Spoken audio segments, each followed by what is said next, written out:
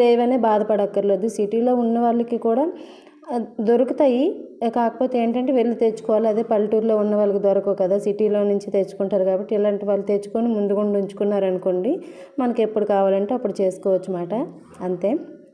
ఇంకా వెజిటేబుల్స్ అయితే కొంచెం షేప్ అనేది స్మాల్ సైజులోనే కట్ చేయండి, బాగుంటుంది. పెద్ద పెద్ద ముక్కలు అడ్డదిడ్డంగా కట్ చేస్తే అంత వేగడానికి ఎక్కువ టైం పడుతుంది అన్నమాట. చిన్న చిన్న ముక్కలు అనుకోండి, ఎక్కువ వేగన అవసరం లేదు.